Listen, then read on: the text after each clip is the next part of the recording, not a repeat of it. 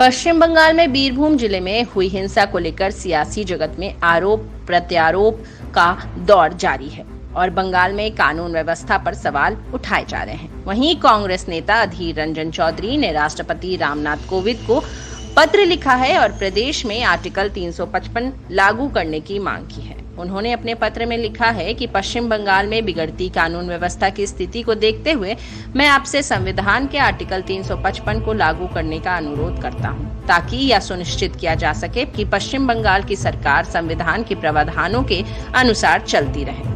कांग्रेस की ओर से की गई इस मांग के बाद सवाल ये है कि आर्टिकल 355 क्या है और इस आर्टिकल में क्या कहा गया है। राजस्थान हाईकोर्ट के एडवोकेट चेतन पारीक ने बताया कि संविधान के आर्टिकल 355 में कहा गया है कि संघ का यह कर्तव्य है कि वह प्रत्येक राज्य को बाहरी आक्रमण और अतिरिक्त अशांति से बचाए और यह सुनिश्चित करे कि प्रत्येक राज्य की सरकार इस संविधान के प्रावधानों के अनुसार चलती रहे।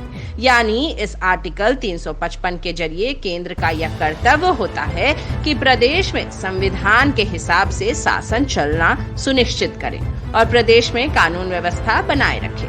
ऐसे में आर्टिकल 355 के जरिए केंद्र सरकार राज्य में किए जा रहे कामों पर निगरानी रखती है। बता दें कि संविधान के अनुसार लोक व्यवस्था और पुलिस राज के विषय में, लेकिन आर्टिकल 355 बिगड़ती कानून व्यवस्था को संभालने के लिए केंद्र को दखल करने का अधिकार देता है। ये भी जानिए कि आर्टिकल 355 की राष्ट्रपति शासन का आधार होता है।